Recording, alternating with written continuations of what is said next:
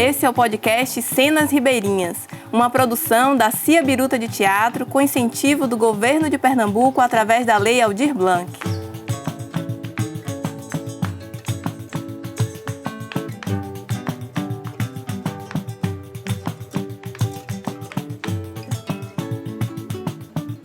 Olá, eu sou Eneida Trindade, sou quase um membro honorário da Cia Biruta e hoje a gente está aqui no podcast Cenas Ribeirinhas. E para conversar com a gente tem Antônio Veronaldo e Cristiane Crispim, que são cofundadores da Cia Biruta, e Alfredo Neto, que é licenciado em História e é coordenador do Ponto de Cultura Nação Coripós desde 2011. Então vamos começar essa apresentação por Antônio Veronaldo e Cristiane Crispim, falar um pouco deles, né? Eu sou atriz do grupo, produtora. A gente faz um pouco de tudo, né, no teatro. A gente também já fui figurinista, também, né, já apoio técnico, às vezes geralmente a gente é tudo isso junto. E é isso. E também sou professora de arte no governo do estado da Bahia, mas é uma empreitada mais recente. E pesquisadores, né? E pesquisadores. Eu também praticamente sou diretor, né? Cada vez mais me firmo nesse lugar dentro do grupo, mas também sou dramaturgo, escrevo um pouco e também gosto desse lugar da pesquisa, né? E dos encontros, né? Que o teatro propõe. Então, tá aqui fazendo uma das coisas que eu mais gosto, que é encontrando o nosso povo e conversando, né? E Alfredo tem uma longa história aí com as culturas populares, né, também. Isso. Não só aqui em Santa Maria da Boa Vista, que é onde a gente está, nesse cenário lindo, à margem do Rio São Francisco, mas aqui em Pernambuco, né? Isso, eu primeiro sou apaixonado, né? Apaixonado por essa terra, por esse lugar, né? Eu acho que o que move é essa afetividade que a gente aprende desde pequenininho a gostar, a entender também um pouco da nossa história, né? Então, eu me considero primeiro um apaixonado, porque para a gente fazer arte, fazer cultura, trabalhar junto, escutar, ouvir, trabalhar com oralidade, a gente precisa ter esse sentimento, né? Tem que ser coisa que vem de dentro, que a gente cultiva de pequenininho. Atuo desde 2003 nessa questão da arte e da cultura, né? Com grupos de jovens, de teatro também, esse teatro de rua que nasce dessa juventude do meio popular, que tem o desejo de fazer alguma coisa para a sua comunidade, né? Então a gente olhava assim e dizia: na Semana Santa, as pessoas que têm um poder aquisitivo maior vão viajar, vão passar as Semanas Santas em outras cidades, mas fica um monte de gente aqui na cidade e a gente não tem nada para fazer durante esse período. Então a gente começou a produzir, a participar, a se integrar a grupos que já faziam espetáculos teatrais nesse período, e também a gente pensar sempre nessa perspectiva: olha, se a gente não fizer, né, com os jovens, a gente não vai acontecer, né? Ninguém vai fazer por nós nem para nós, então a gente tem que colocar a mão na massa e fazer. Então esses sentimentos movem a gente, né, dentro da cultura, na nossa caminhada, e aí eu considero isso de 2003 para cá. O teatro foi a porta de entrada para essa militância na cultura, né? A gente também é um militante da cultura, das políticas públicas de cultura, né? Que cheguem, né, até aquelas pessoas que fazem, né, que promovem, que produzem, que mantêm, que cuidam, que cultivam dessas tradições. Sou educador, sou arte-educador também, sou artista, sou curioso, sou pesquisador. Tudo isso aí faz parte dessa movimentação, né? Como o rio, né? Não para, a gente também não pode parar. A vida é isso, né? Vai movendo a gente, vai empurrando a gente. É movimento, né? A gente tá vendo todo dia ele aqui, né? Se ele parar, acontece o quê, né? Morre, apodrece, então a gente não pode parar também. Fala um pouco vocês desse encontro, né? Da Cia Biruta, né? Com Coripós, com Santa Maria da Boa Vista, com as manifestações populares aqui da região. Primeiro eu queria que vocês falassem também, apresentassem um pouco Cenas Ribeirinhas, né? Primeiro, de onde é que partiu esse encontro, né?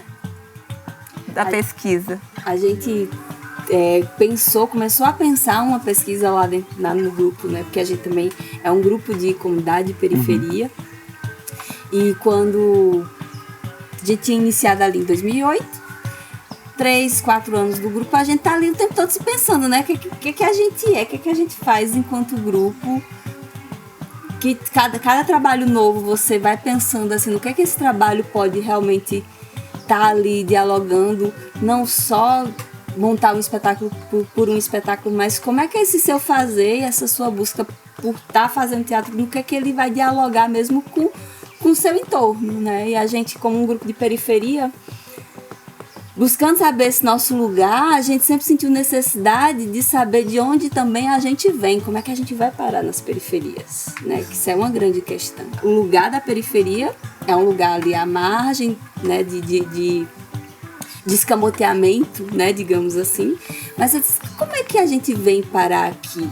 Né? E que de repente, quais são as culturas, os referenciais culturais, as matrizes culturais que nos formam enquanto gente, que formaram nossos ancestrais, porque agora aqui a gente tá sem referencial nenhum nesse momento, ou só pega o que vem de fora, o que vem pasteurizado, o que vem, mas a gente como grupo de teatro para criar mesmo, para pensar nossa forma de se apresentar, de onde a gente, como é que a gente pode fazer isso olhando pra gente, pra nossa, vamos então fazer uma coisa assim de pensar aqui pela região do Sertão de São Francisco, pensar não só a zona urbana, mas pensar a zona rural, que é de onde a maioria das pessoas, dos nossos pais, avós, vêm. Geralmente os moradores da periferia são pessoas que vêm desses processos, né, de êxodo, digamos assim. Que migraram. De migração, isso. Como é que a gente faz isso? Aí a gente pensou numa pesquisa que tivesse como referencial estético, de matrizes, né, gestuais, corporais, enfim, tudo, as manifestações culturais do Sertão de São Francisco. Mas a gente não sabia exatamente quais eram. Realmente foi uma coisa assim de ir pesquisar de fato. Até porque as que a gente sabia mais assim era o que também continua no meio urbano de uma forma cada vez menos assim, mas as manifestações por tradição, né, por exemplo, São Gonçalo, que ainda acontece no meio urbano, hoje menos, não acontece nos centros, mas nas periferias ainda acontece, justamente por esse povo que vem da zona rural, acontece, né, principalmente Petrolina, eu acho. O Reis foi morrendo na cidade, na área urbana, mas o São Gonçalo é uma das coisas que mais resistia. Então, e as outras coisas que estão em volta, né, que são geralmente práticas religiosas que depois se transformam em práticas que na verdade se transformam não, que se fundem com práticas populares, né, de festejo, né, chamado profano, que vai ali, daqui a pouco a gente tem uma nova manifestação. E aí a gente começou pensando assim, o que é que ficou de vestígio dessa coisa, para além dos que a gente já tinha informação. Isso, que né? A gente, obviamente, já conhecia o Samba de Velho da Ilha do Maçangano, que foi uma das manifestações que a Cenas Ribeirinhas, né, foi pesquisar. A gente conhecia da escola a existência de reisados, né, e mesmo da cidade, lá em Petrolina, tem um reisado que funciona na cidade, né, na Areia Branca. Tem um no João de Deus e na Vila Mocó. Isso, na Vila Mocó, né? Na Areia Branca não, é o da Vila Mocó, que eu conheci, que eu até morei lá um tempo. E aí, mas tinha coisas que a gente não sabia, e aí a gente foi, então, pensou um recorte geográfico que era esse do Sertão de São Francisco, para também não pensar Petrolina isolada dessa região. Pensar Petrolina ali integrada a essas outras cidades, que, por exemplo, Petrolina foi anos... filha de Santa Maria. Distrito, né, de Santa Maria. E aí a gente começou isso pensando em alguns colegas ali que pudessem, alguns amigos, alguns referenciais ali de pessoas que são dessa cidade ou que conhecem alguém. Enfim, chegamos em Alfredo, que era meu colega de curso em artes visuais lá. E Alfredo apresentou pra gente... Primeiro ele disse, tem isso tudo aqui em Santa Maria, porque é muita coisa que tem em Santa Maria. Mas é muita coisa, muita manifestação cultural. E aí ele vai falar. A gente chega e Alfredo apresenta pra gente por exemplo, uma manifestação cultural chamada Coripós, Capilelê de Coripós, que a gente nunca ouviu falar nem em outros lugares, nem depois disso. Capilelê único, é uma coisa que só existe aqui. E aí a festa de Nossa Senhora da Saúde no Fugêncio também. Isso, então, parece que é aquela história, Deus faz e junta, né? Porque já existia toda uma movimentação também aqui na cidade, nesse sentido, né? De voltar a olhar para as tradições, né? Então, essa vontade de fazer algo e perceber que o elemento da cultura era importante e também deflagrador de outros processos, né? Então a gente sempre entendeu isso. Eu digo a gente porque a gente se constituiu em coletivo também, né? Em grupo para pensar a cidade para a juventude, né? E aí a partir disso olhamos para essa questão da cultura e a gente foi percebendo, olha, existe uma diversidade aqui que está à margem, né? Que a cidade não olha, não observa. E aí a gente tinha esse desejo e procurava formas de dar visibilidade, de fazer que essas pessoas fossem vistas por diversos olhares, né? Pelo olhar da cidade, reconhecer essas tradições culturais do Capinelê, a tradição cultural da rezadeira, do São Gonçalo, né? Das festas religiosas que são muito importantes para o povo de determinada localidade, como a da Agrovila 30 do Projeto Fulgêncio, faz parte da identidade daquele povo, né? Eles se apegaram àquilo. Quando eles perderam tudo, eles disseram, a gente não pode perder a fé. E o elemento forte da fé era a banda de pífano, que tocava no festejo de Nossa Senhora da Saúde, e o grupo de São Gonçalo, e eles conseguiram manter, e a partir dali conseguiram, de certa forma, se reconstruir, né? Depois de ter saído de suas terras, né? por conta de uma barragem. Então, quando a gente ouviu essa proposta das cenas ribeirinhas, a gente já foi imaginando as cenas. Eu digo, vai dar certo essa história, né?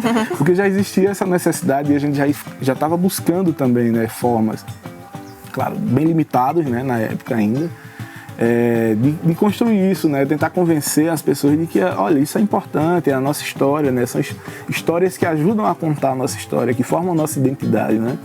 Que é mais que a manifestação em si, né? Mas é a prática e é um traço da identidade. Isso, né? Porque às vezes as pessoas ficam buscando uma cidade como a nossa e dizem assim, qual é a identidade cultural de Santa Maria? As pessoas ficam perguntando assim, o que é a cultura de Santa Maria? E a gente sempre disse, olha, essa diversidade, mas as pessoas querem que seja uma coisa só, sabe? Ficam se perguntando assim, não, mas tem que ter uma coisa que identifique, que diga que é Santa Maria. Não, mas não é isso, né? A gente tem essa diversidade e essa possibilidade para a gente que estava nessa organização, nessa articulação, nessa mobilização com as comunidades também, né? Porque não era uma coisa de fora, sabe? Não é dizer assim, a gente vem alguém de fora para cá. Disse, não, é gente da gente, até vocês foram bem recebidos por isso, né? Porque assim, olha, é gente da gente que quer conversar, que quer conhecer, que quer fazer e pensar cenas, pensar propostas a partir dessas nossas histórias, das nossas cantigas, do nosso jeito, né? Então foi bem legal isso, porque quando a gente foi conversar com alguns grupos para fazer esse primeiro contato, né, o pessoal do Coripós, que a gente também é de Coripós, né, eu sou de lá dessa comunidade, e aí quando a gente foi conversar, mas quem é que você vai trazer aqui? Quem é que vem para cá, né? Porque por muitas vezes as comunidades, como eu falei, né, que tem um exercício de atividade cultural são colocadas à margem, né? Às vezes são convidadas em alguns momentos para enfeitar uma festa, né, para dizer que olha para a questão cultural e tudo mais. Mas de fato esse mergulho, né? Porque o Cenas Ribeirinhas, na hora que eu entendi, eu disse não, é um mergulho e não é só um mergulho. É um mergulho que vem e que vai, né? Porque eles vão trazer essa perspectiva da pesquisa, mas eles também vão receber um bocado e eles também vão trazer alguma história, né? E aí depois o orgulho, né, das pessoas que receberam, de dizer assim, olha que pessoal bacana que veio conhecer a gente. Da cidade às vezes não vem ninguém, às vezes o pessoal que fala mais de valorizar não aparece aqui, não vem querer ouvir, não vem com tempo para tomar um café, para sentar, para construir uma amizade, para construir uma relação, para construir afetividade, né? Porque é isso. E aí foi importante isso, né? Pra gente, a gente ficou muito feliz porque disse, olha, é movimento, é isso que mexe. Esse nosso território é o lugar das corredeiras de São Francisco, né? O lugar que não era navegável para as grandes embarcações, porque existem muitas pedras no rio, né? Mas é um lugar que as pessoas precisam desse movimento, né? E tudo que chega, né? Toda ação que chega como um projeto desse, ele movimenta, dá ânimo, né? Anima as pessoas e diz assim, mas rapaz, como foi que você ouviu falar disso? É uma tradição lá de longe, que era só ali na comunidade, só aquela brincadeira da família. Como é que ouviu falar disso, né? E seu Daniel é um mestre em devolver perguntas, né? Em devolver as perguntas. Você falou, você ficou ali um pouquinho, né? O que era a festa de Nossa Senhora da Saúde, você falou... Fala um pouquinho também do Capim Lelê, de seu Daniel e Dona Heloísa. Isso, certo. Coripós é um território... É um território indígena, né? Tanto que durante um bom tempo, durante cerca de 10 anos, a nossa cidade se chamou Coripós, né? Foi um retorno a essa memória indígena. Os relatos antigos, os primeiros relatos da colonização sobre esse território, né, eles dão conta de que existia um povo aqui que chamavam esse lugar de Coripós, que era um povo que se chamava Coripós. Então é justamente nesse território onde está a família de seu Daniel e Dona Heloísa, a minha família também. Aqui na cidade não é muito distante da cidade, 4 quilômetros da sede da cidade, são ribeirinhas. E é uma comunidade que é um dos nomes que ficaram, né, marcados desde os primeiros registros históricos de mapeamentos, né, ficou esse registro, né. Então é uma comunidade que a gente percebe que existem os traços. A gente sofreu aqui na época da colonização, né, essa colonização dos aldeamentos missionários, né, que era uma das formas de amansar os povos indígenas daqui da nossa região, né? Uma delas era o gado, né? As fazendas de gado, e a outra era esse religioso, né? E aquele território tem essa energia, né? Consegue guardar ainda um pouco dessa energia. A gente encontra cercas de pedra, né? E o Capim Lelê do Coripós é uma tradição. Elas falam que é uma brincadeira de trabalho, né? Então, quando estava ali na atividade, ou na casa de farinha, fazendo a farinhada, né, ou trançando cebola, ou queimando a caeira de bloco, né, vigiando o fogo dos blocos, não, dos tijolos ou das telhas. Então, de repente, alguém chamava e vamos brincar o Capim Lelê, né, para animar de novo, né, para dar aquela animada no trabalho, né. Então, inicialmente começa a brincadeira de trabalho, então é uma brincadeira de roda, tem uma coisa muito forte, um elemento forte que é a pisada, né, então tem uma pisada, o diolê, Capim Lelê chegou agora, um pé na meia, outro de fora. E é uma brincadeira circular e vão sendo criados versos. Dona Heloísa, seu Daniel, os familiares lá de Coripós aprenderam, né, desde a juventude, e aí mantém até hoje viva essa brincadeira, que mexe com todos da comunidade, porque eles têm que criar. Tem que criar o verso, tem que olhar para alguém novo que entrou na brincadeira, que deu um passo errado e fazer um verso ali na vez que chegar a vez dele dizer, né? Então essa brincadeira de trabalho, eles têm a memória de um senhor, né, chamado Bertolino, que foi um verdadeiro mestre da cultura popular, que brincava rezado, São Gonçalo, e que aí é também uma figura que carece de muita pesquisa, né? A gente ouve falar de pessoas aqui na cidade que fizeram pouco pela cultura, mas que tem um nome em escolas, em ruas, né? E uma pessoa que é uma referência para a cultura popular, para as comunidades tradicionais, e a gente não tem nada escrito sobre ele ainda, né? Então é um espaço para pesquisa. E hoje lá em Coripós, a família é numerosa, né? Acho que são assim, mais de, ao todo, quase 100 pessoas, né? Descendentes do seu Daniel e Dona Heloísa. E tem uma meninada, né? Uma meninada muito, muito bacana. E aí eles que começam a brincar, estão lá no domingo, né? Todos trabalham na cidade, muitos trabalham na cidade, nas roças também, né? E aí nos finais de semana tá todo mundo reunido na comunidade e as crianças começam a brincar, os mais novos, a fazer aquela brincadeira do Capim Lelê.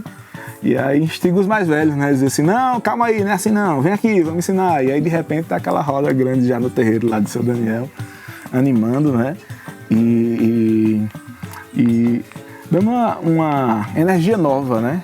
Para esse brinquedo, né? Para que ele não se apague. Essa tradição ela acontece de forma bem intuitiva, né? Essa brincadeira que eles viram os pais dançando, os avós dançando. Então ele vai passando mesmo, essa coisa da geração por geração. Parece clichê, mas não é clichê, não.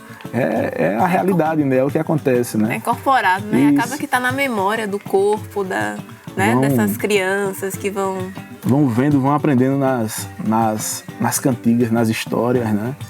E aí, quando recebem um projeto que vai olhar para eles e vai construir outros processos a partir disso, né? Isso, né, seu Daniel conta que recebeu pessoas importantes lá no terreiro dele, né?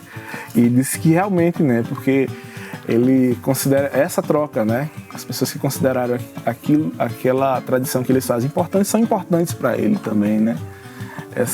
A reciprocidade. Isso, né? Essa é a memória, né?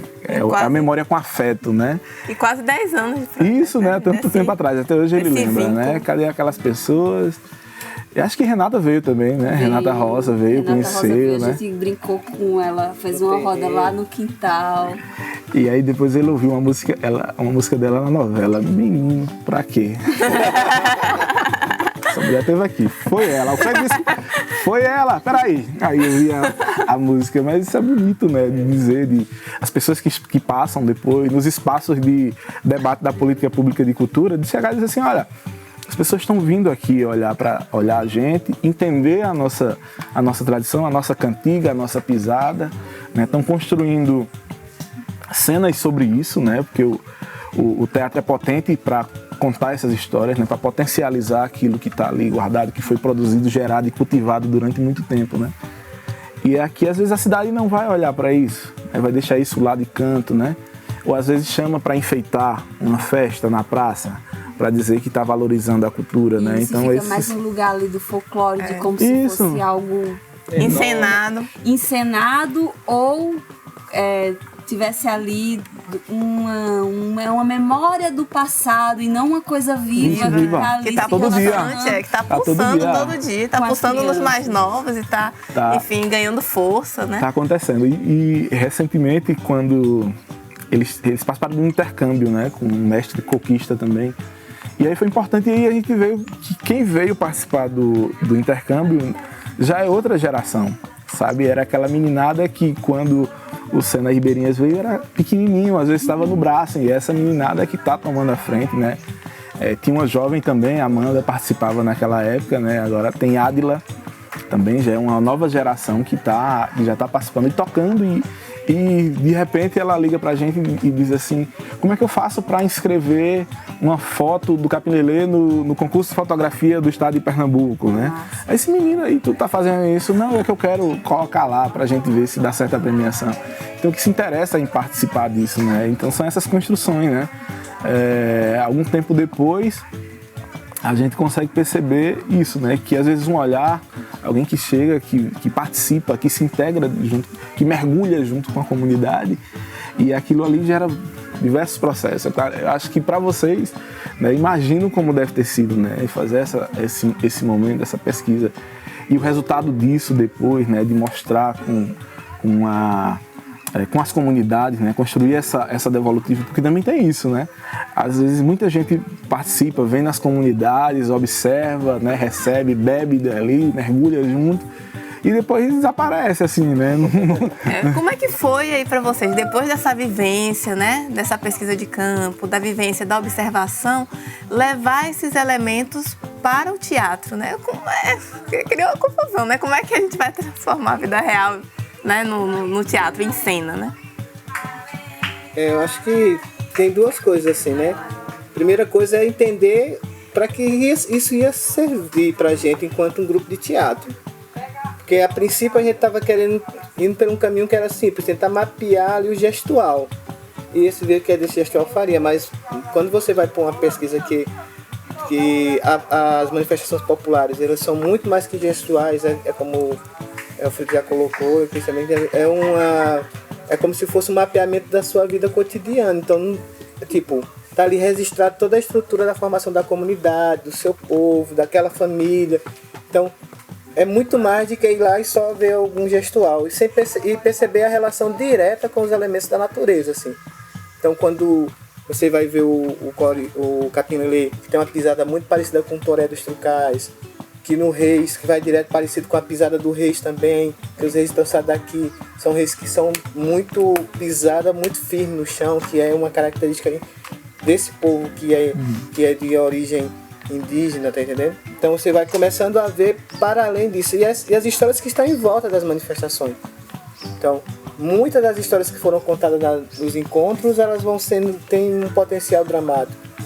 E aí, depois disso, aí, lógico, seria a coisa mais fácil, que é pegar isso e transformar em cena. As histórias que estavam sendo contadas na comunidade. Mas pra gente, né, quando a gente começa a abrir a caixa, né, vai vendo que o que é mais é a relação de força, de energia, de vitalidade, de transformação que a gente vai poder, que são os elementos que são precisos para a atriz e para o ator dentro da cena. Precisa de energia, precisa de tons, que já tem nessas cantigas de trabalho por excelência, nessas brincadeiras de trabalho. Então, quando a gente vai transformar em cena, aí vem toda uma carga simbólica, que também é uma coisa do elemento artístico do teatro, que é um ritual. Então, todas as linhas simbólicas e ritualísticas que acontecem nessas manifestações, elas são também alimentos para a transformação da cena.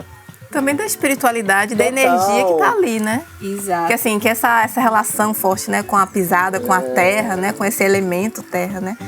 Isso também tem uma força, né, que de uma energia que vai... Exato, a gente tem ali da prática da manifestação cultural, tem os passos, tem os cantos, que são muito importantes porque são essa memória, é a memória ali corporificada, né, no canto, na voz, na gestualidade.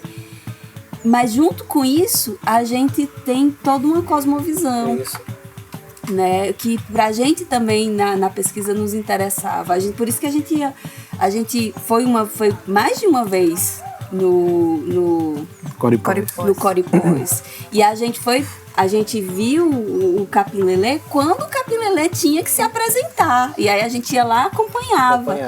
Mas na comunidade a gente não pensou, vamos apresentem aí pra gente. Vamos criar um momento aqui pra vocês. Vamos criar um momento. Não, nossos momentos com o seu Daniel, com Dona Heloísa, com toda a família, era ir pro Rio conversar, era ficar lá.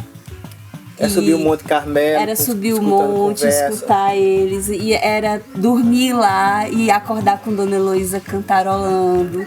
Era sentir também, ouvir as histórias sobre essa espiritualidade também deles. Então, era toda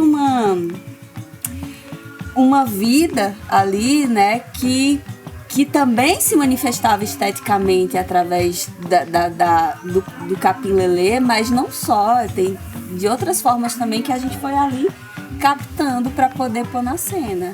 E aí a cena em si, né? A cena tá pronta e vocês chegam na comunidade para mostrar essas cenas. Como foi para vocês, Alfredo, receber esse material, né? Esse retorno do grupo e conhecer o trabalho que eles realizaram a partir dessa vivência com vocês?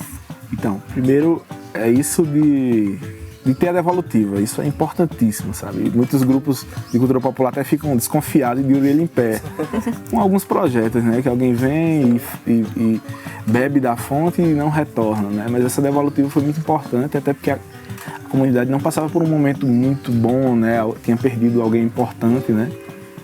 Mas foi importante naquele chão da comunidade, trazer aquela devolutiva. E a gente percebia... E eu não fui como alguém que produz, eu fui como para vivenciar também, né? E a gente percebia a energia que tinha sido captada, né, dessas brincadeiras, dessas tradições. E ficava tentando imaginar de onde é que essa cena vem, de onde é que esse canto vem, de onde é que esse gesto vem. E a gente percebia com muito carinho, né, o zelo com que foi feita essa devolutiva, né? E as pessoas se identificavam, olhavam e se enxergavam ali naquela cena, né? A comunidade se enxergava. Foi no chão da comunidade, né?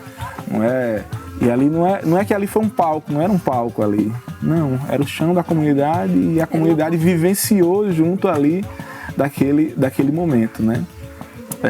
Seu Daniel até se preocupava porque disse, mas a gente não vai poder brincar também, a gente não vai poder brincar, a gente vai viver, né? Vai viver o momento.